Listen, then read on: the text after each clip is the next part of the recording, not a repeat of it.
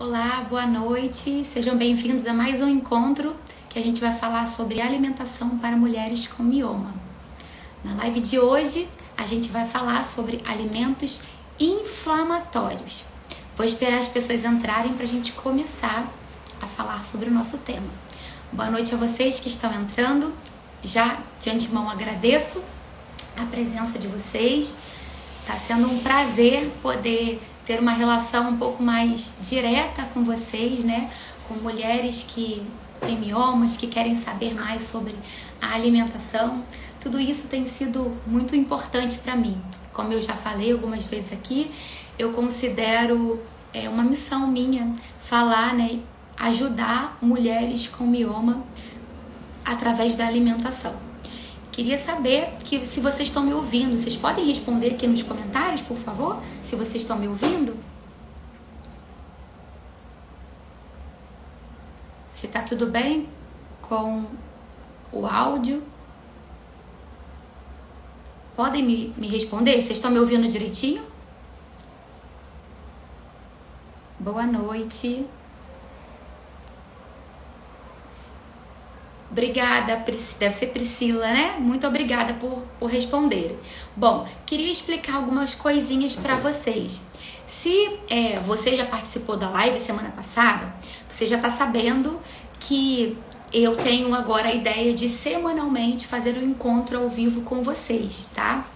Então, semana que vem teremos um novo encontro, terça-feira. Por conta disso, eu pretendo não estender tanto a live, tentar fazer na faixa de 30 minutos, para que não fique cansativo para todo mundo, para que vocês também, quando forem reassistir, a gente consiga conciliar os temas em cada live, para que fique mais fácil. Quando você quiser saber sobre o assunto especificamente que você está procurando, você vai lá e tem acesso ao vídeo.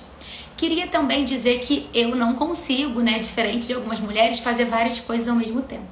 Então, quando as perguntas vão vindo aqui nos comentários, eu acabo parando o que eu estou falando para responder, e às vezes a pergunta não tem efetivamente relação com o que eu tô falando no momento. Então, se vocês puderem me ajudar, o que eu vou fazer? Quando a gente acabar a live, eu vou fazer, vou abrir uma caixinha para que vocês coloquem todas as dúvidas de vocês, e aí eu vou responder com calma, uma por uma. Então, eu acho que assim vai ficar melhor, porque aí a live ela não fica sendo interrompida, né, com perguntas, para depois, como vai ficar gravado, se você quiser rever, ou outras pessoas que não puderem ficar até o final, vão assistir a live por inteiro, e as perguntas também eu consigo responder de forma mais completa, porque semana passada acabou ficando um pouco corrido. Eu parava para responder as perguntas, então queria... Podemos fazer assim? Queria saber o que vocês acham. Posso fazer assim, desse jeito? Abrir a caixinha, imediatamente acabou a live, eu abro a caixinha com as perguntas, aí vocês deixam lá e eu respondo depois, tá bem? Bom, hoje, então vamos começar.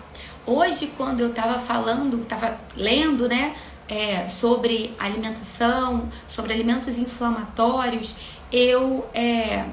obrigada, Daniele. Obrigada, Monique. Eu acabei lendo uma frase que eu achei muito legal. Inclusive, eu falei a respeito disso na semana passada, mas a frase dizia assim: a alimentação é a necessidade mais primitiva do ser humano, né? Desde que o mundo é mundo, todo mundo precisa se alimentar.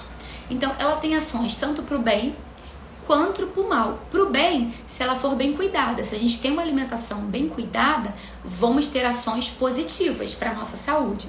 Se a gente faz uma alimentação inapropriada, provavelmente ela vai estar agindo para o mal no nosso organismo. Então, hoje, especificamente, eu vou estar falando dos alimentos, né, do que a gente pode fazer, dos hábitos que acabam acarretando o mal do nosso organismo, que são os alimentos inflamatórios, tá? Mas eu queria também explicar para vocês o que é uma inflamação. Acredito que todas aqui já ouviram falar sobre alimentos inflamatórios, é muito comum, né? A gente lê alimento inflamatório, você tem que evitar o açúcar, tem que evitar o álcool, mas o que é uma inflamação? A inflamação, na verdade, é uma defesa que o nosso corpo tem contra patógenos, né?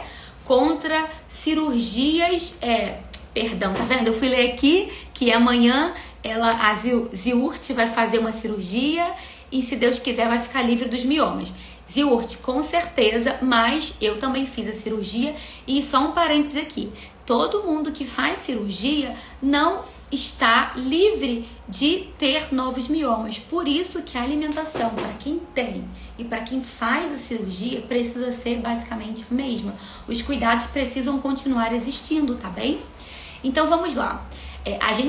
A inflamação é uma defesa do nosso organismo contra patógenos, contra algum problema do nosso organismo. Mas essa inflamação diária, recorrente, né? Ela vai nos causar danos metabólicos. Por isso que a gente não pode favorecer a inflamação do nosso corpo. A obesidade é um processo metabólico inflamatório no nosso corpo. A gente precisa ter esse cuidado, entender que é uma defesa, mas que quando a gente está estimulando, incentivando o corpo a produzir esse processo inflamatório diariamente, com certa constância, isso acaba sendo prejudicial.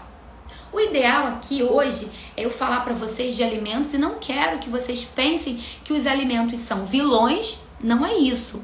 A gente precisa só entender que os excessos não são bem-vindos e que a gente não deve ter excesso de alimentos inflamatórios na nossa rotina e também não devemos ter uma vida sedentária, porque esse conjunto de fatores vai nos causar problemas, vai nos causar danos.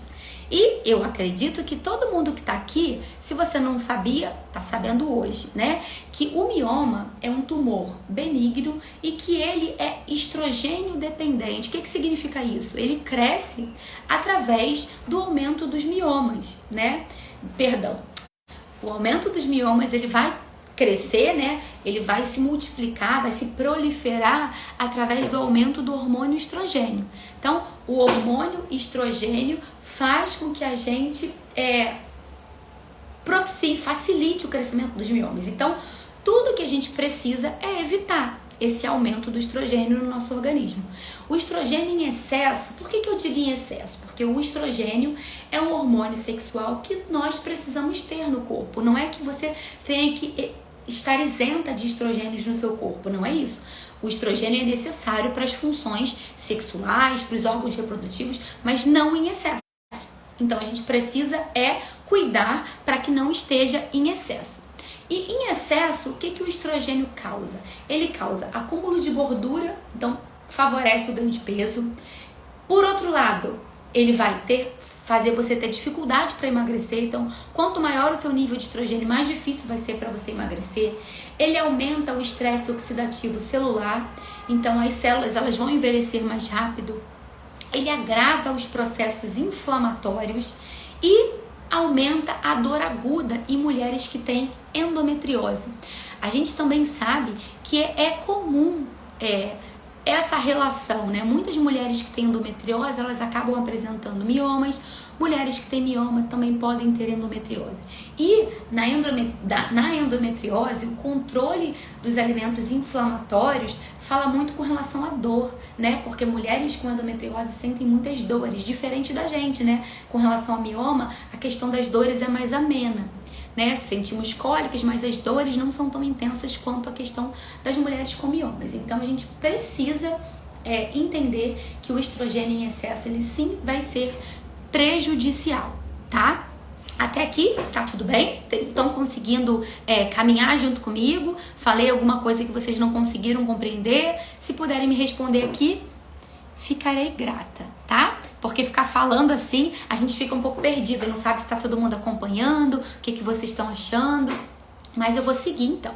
Bom, entendendo que a gente precisa controlar o excesso de estrogênio e que são alimentos inflamatórios que vão favorecer esse aumento de estrogênio e esse aumento, obrigada Emanuela, e esse aumento de estrogênio vai fazer com que a gente tenha aumento de mioma, a gente precisa... Obrigada, queridas. Muito obrigada. A gente precisa saber quais são esses alimentos inflamatórios. Porque alimentos inflamatórios não são legais para o nosso corpo. Bom, o primeiro, né, que vocês já devem ter lido sobre, são as carnes, né? As carnes vermelhas, os embutidos, os defumados, são alimentos inflamatórios para o nosso corpo. Isso significa que você que gosta de carne vermelha vai ser proibida de comer carne vermelha? Não. Mas não é indicado que você faça uso de carne vermelha todos os dias. É importante você fazer a rotatividade com carnes brancas, com carnes mais saudáveis. E o que as carnes vermelhas elas podem trazer, né? Partindo do princípio que a maioria dos animais eles não são orgânicos, eles são animais criados com farelos, com rações que possuem muitos agrotóxicos, hormônios e tudo mais, essas carnes elas não são saudáveis. E ainda tem a questão do cozimento, a questão do preparo. Quando a gente prepara as carnes, sejam elas cozidas, assadas, durante esse preparo a gente perde água, tá? Por isso que até a gente diminui a quantidade, o volume é perdido, né? Você assa, às vezes, vai fazer uma carne, um bife desse tamanho, depois de assado ele diminui, ele reduz o tamanho.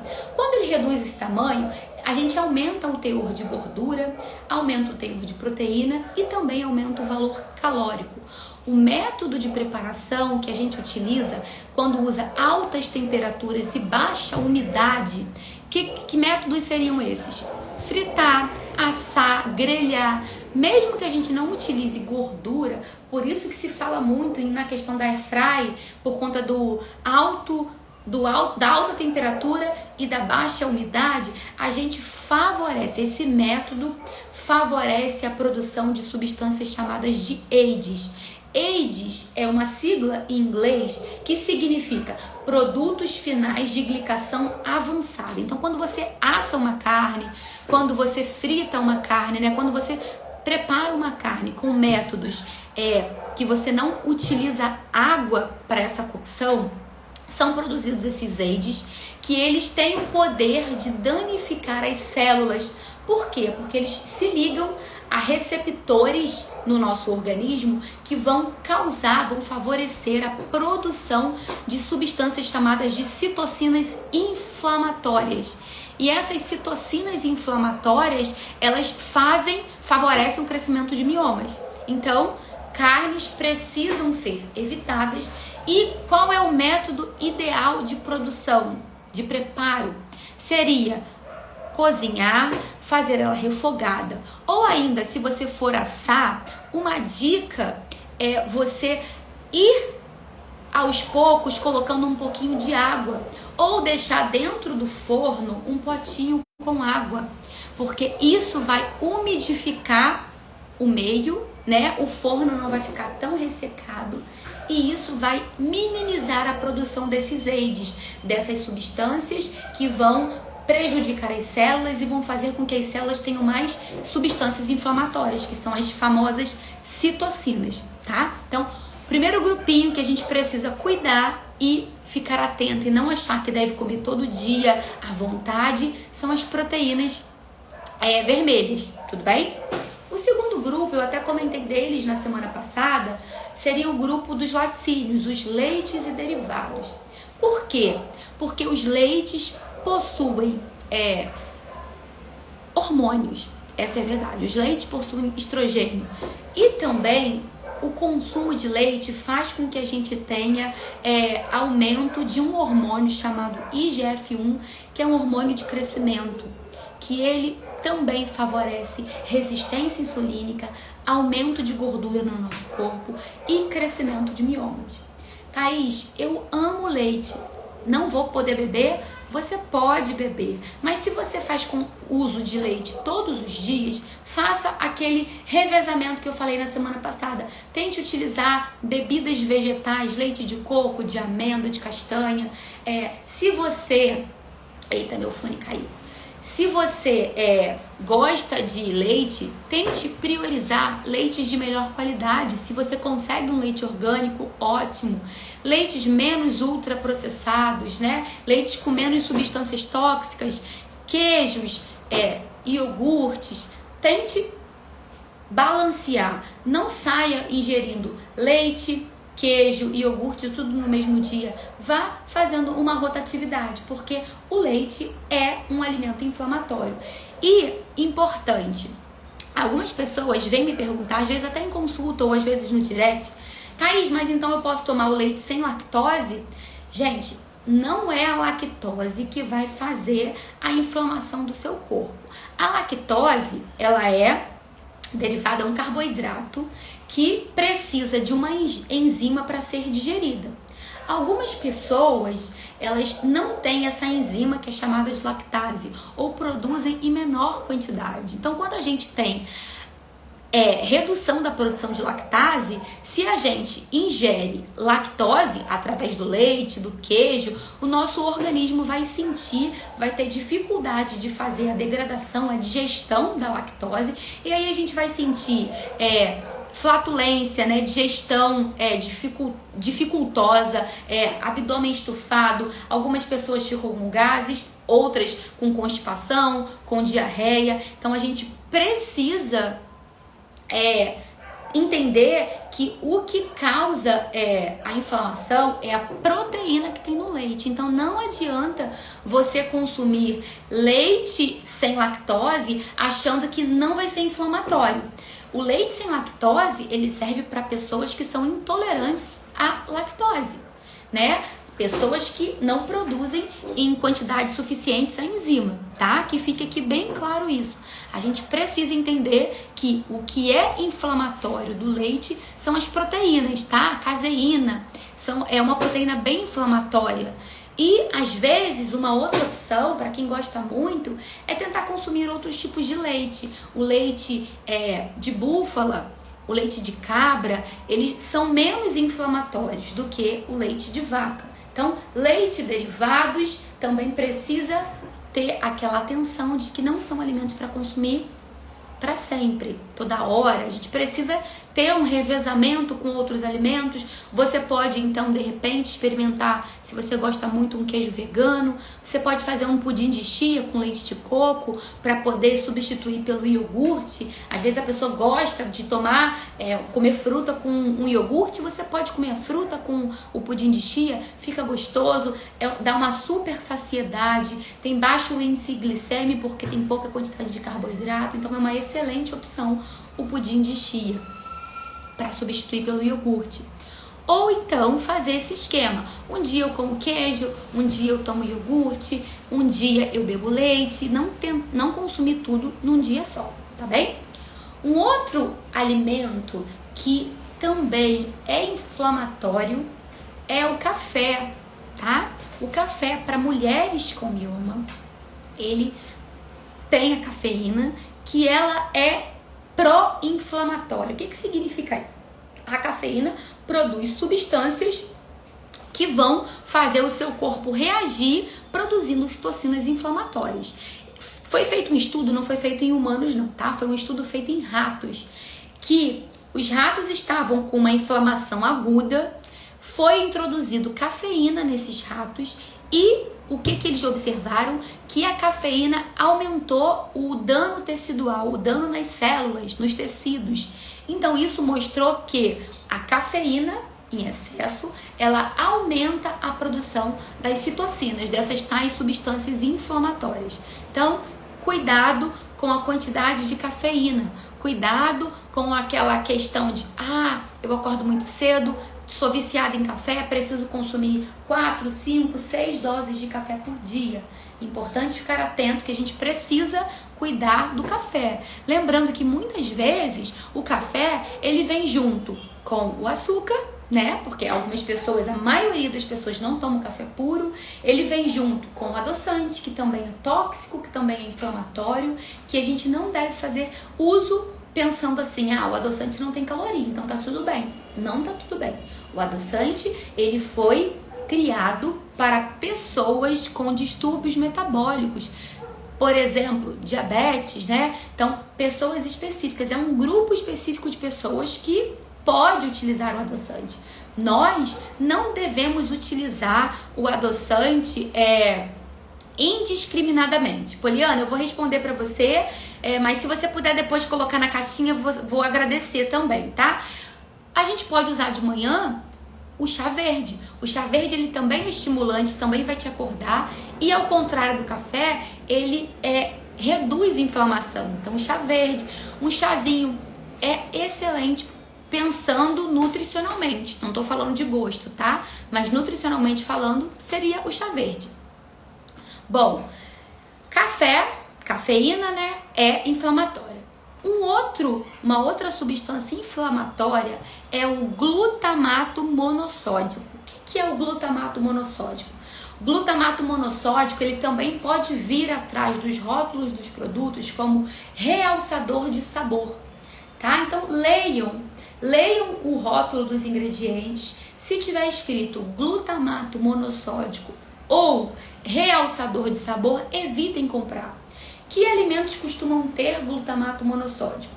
Alimentos que são muito palatáveis, muito gostosos. Então, biscoitos, esses temperos de pozinho, né? Sazon, Ajinomoto, essas batatinhas Pringles, Lays, biscoitos, né? Esses salgadinhos Cheetos, enfim, esses biscoitos que tem um sabor muito apurado, tem realçador de sabor. Então a gente precisa ficar atento. O glutamato monossódico, ele é inflamatório e mais, ele causa vício no nosso cérebro. Ele é conhecido como uma substância opioide. O ópio é uma droga, né, que causa vício no cérebro. São substâncias que causam vício. E o glutamato, ele causa vício. Então, se pessoas que consomem muitos alimentos industrializados, ricos em glutamato, só todo dia consome alguma coisa desse tipo, o cérebro, ele começa a só querer substâncias com esses sabores, com esses paladares muito gostosos. E aí, se você vai comer uma salada, um vegetal, uma fruta, suas papilas gustativas, elas não estão acostumadas com o sabor natural.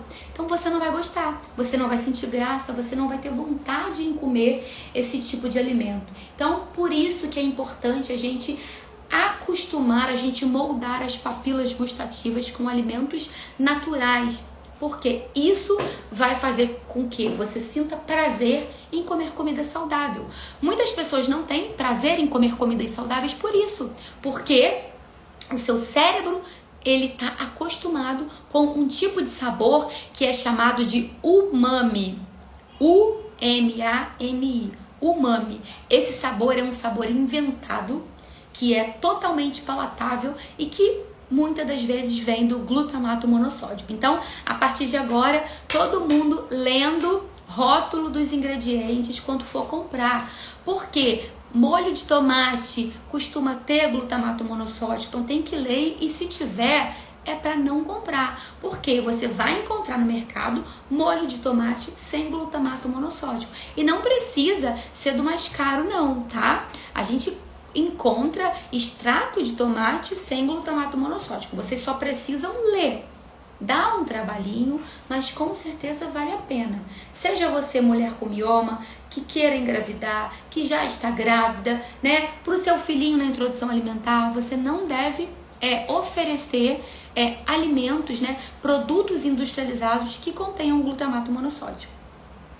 Uma outra substância, né? Um outro pontinho que a gente precisa ficar atento é o glúten. O glúten, ele deve ser evitado por pessoas celíacas, né? Por pessoas que têm uma doença celíaca, que as pessoas não conseguem digerir o glúten.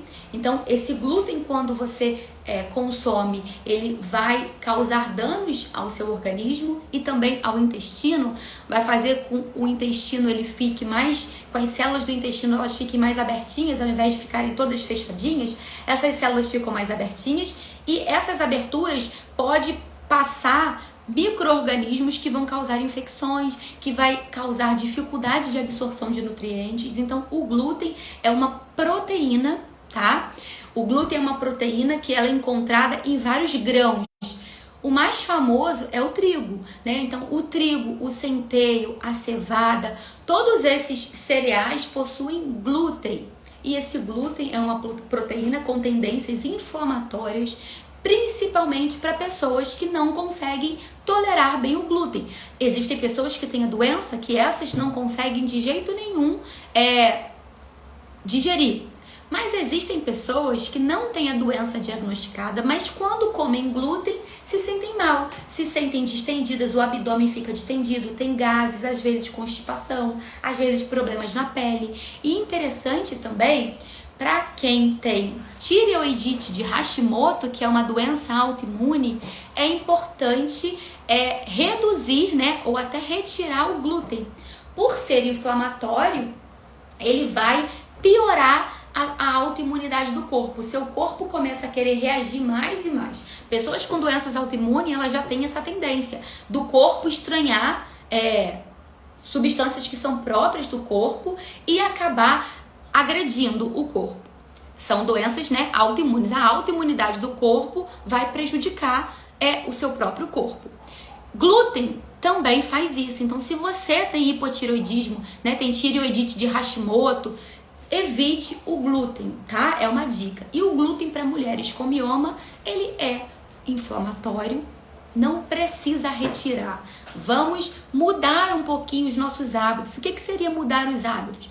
Quando for fazer um bolo, você não precisa obrigatoriamente fazer com farinha de trigo. É claro que o bolo com farinha de trigo, ele é mais fofinho, porque o glúten, né, ele causa esse efeito fofinho no bolo, no pão. Mas a gente faz bolos, pães deliciosos com farinha de grão de bico, com farinha de coco, amêndoas, castanha. Você pode até fazer um mix de farinhas, você pode misturar um pouquinho de cada uma dessas, porque algumas são mais caras, outras são mais baratas.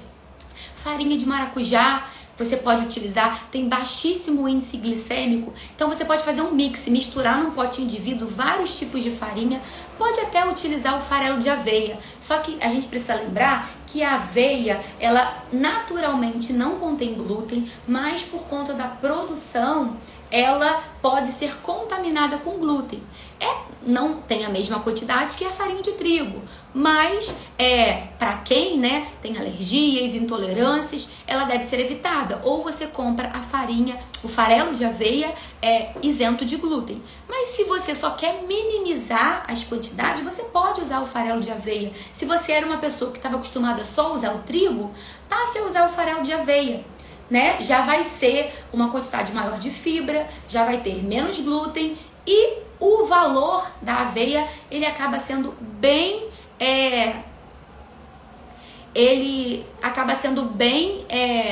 vamos dizer, melhor nutritivamente, tá? Do que o trigo. Bom, mais uma vez, para vocês que não entraram no iníciozinho da live, eu pedi para que todas as perguntas vocês coloquem na caixinha, tá? Eu vou abrir a caixinha logo depois que a gente acabar a live para eu responder todo mundo que tá me perguntando aqui, tá bom? Todas as perguntas podem colocar lá que eu vou responder com muito carinho para todo mundo, que a gente consegue responder de maneira mais completa, porque aqui acaba misturando e fica muito rápido a resposta pra gente não estender muito a live, tá bom? Então conto com a colaboração de vocês.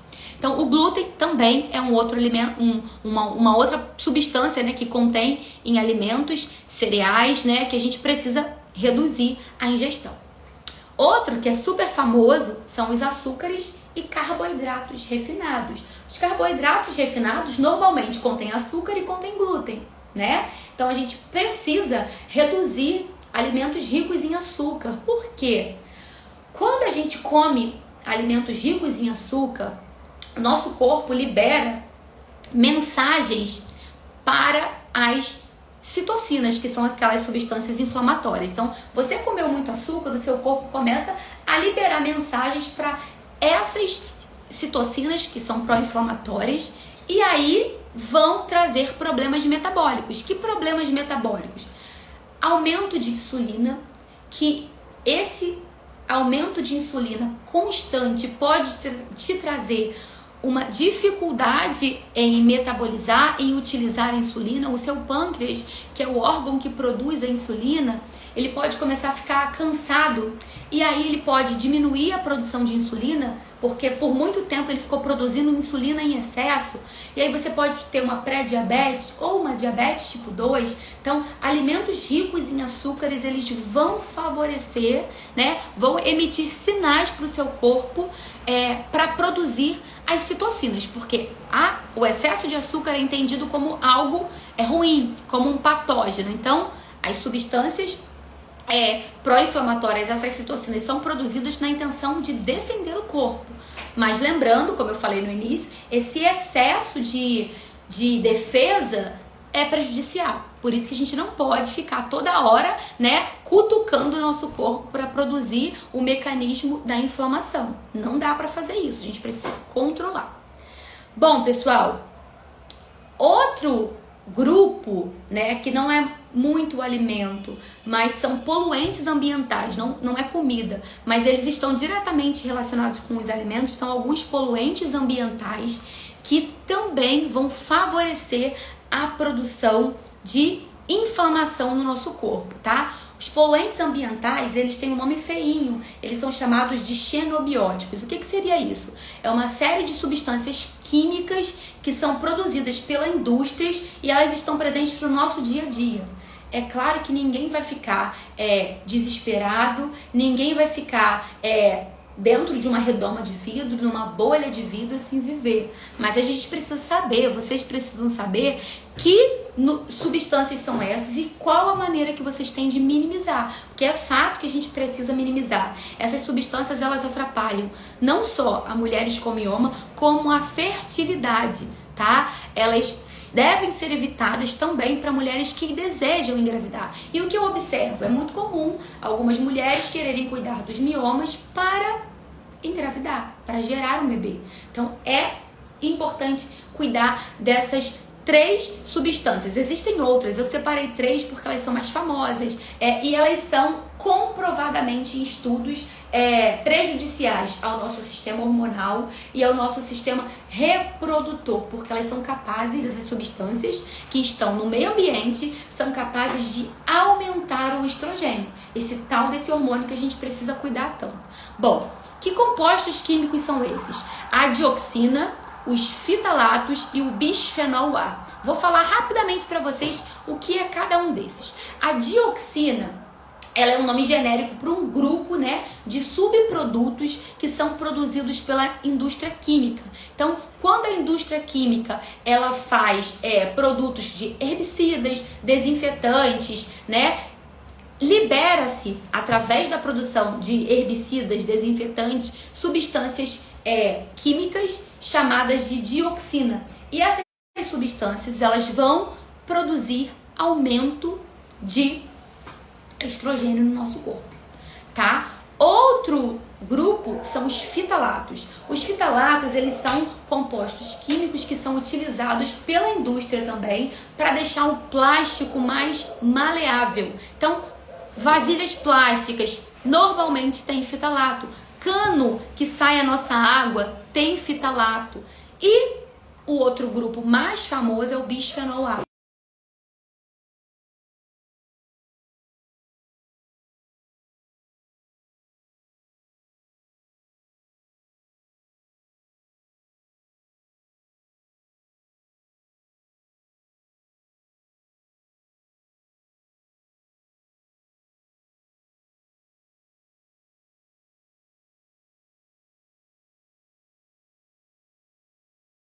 Em recipientes e embalagens de comida, de bebida, tá? Ele pode ser encontrado em revestimentos de latas, nos enlatados, nas garrafas que são reutilizadas, essas squeezezinhas de água de plástico, garrafão de água mineral também possui o bisfenol A, tá? Então, esses alimentos, esses grupos, os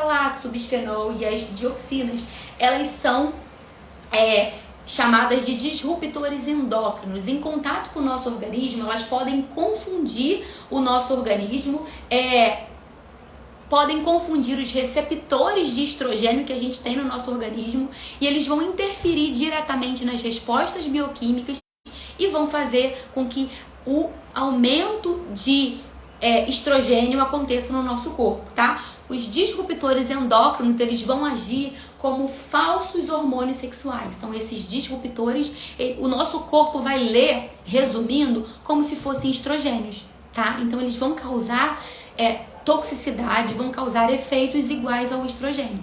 Por isso que a gente precisa minimizar o uso. Na prática, gente, como é que a gente deve fazer?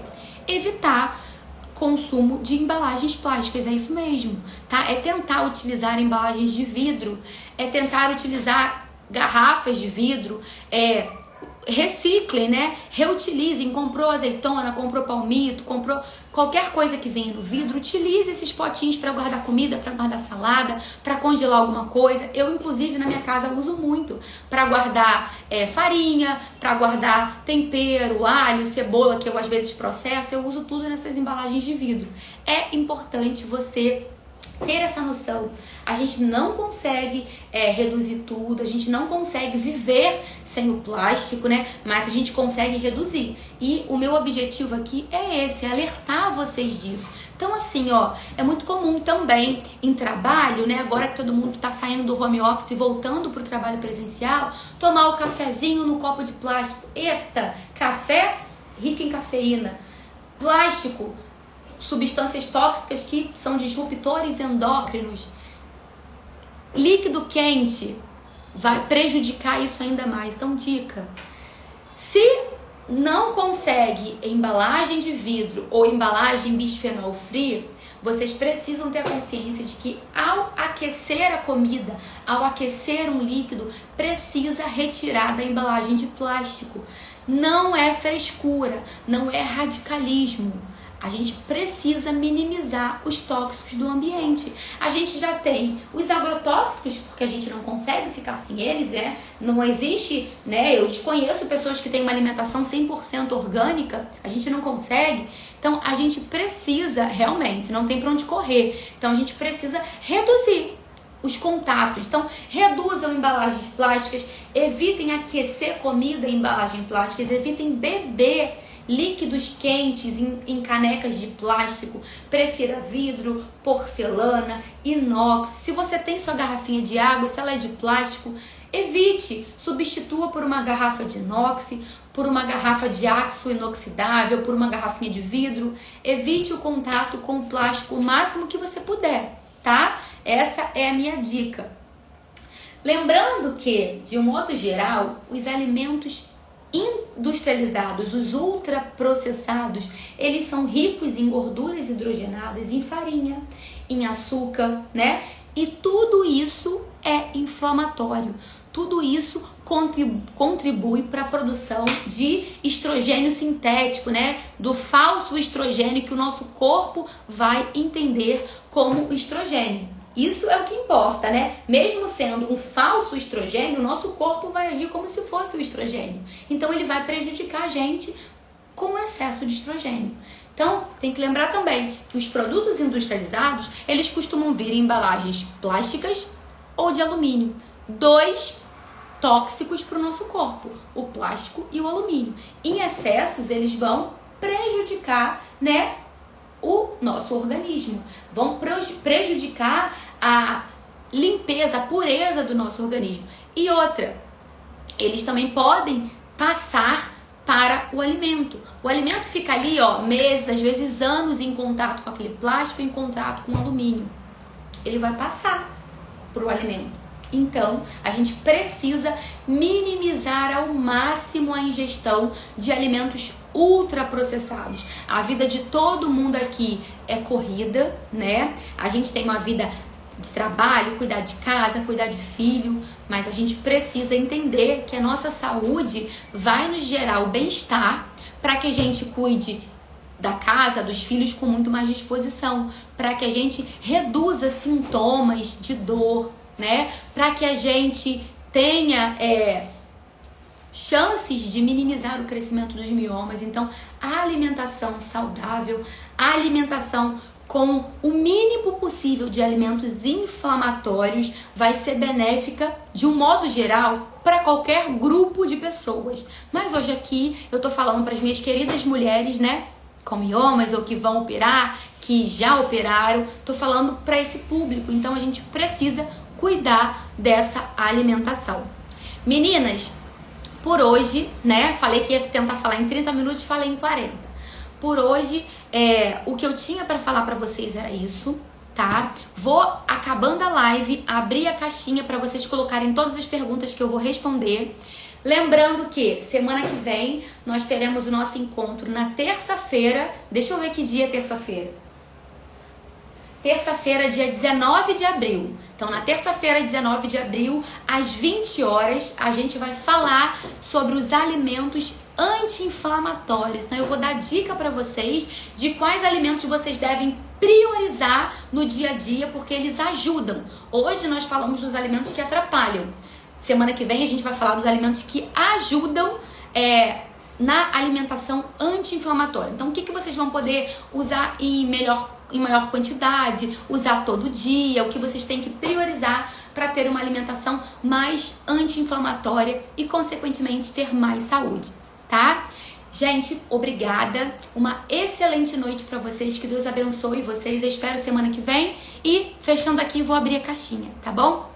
Um beijo para todas vocês que estão aqui comigo, que vêm comentando, que vêm respondendo as enquetes, que vêm participando do que eu tenho programado aqui pro Instagram, voltado para esse público de mulheres, tá bom? Vi até pacientes aqui que agendaram consulta comigo hoje, já vi aqui participando da live, então agradeço a todas vocês. Estou aqui para isso, para ajudar. Contem comigo. Boa noite.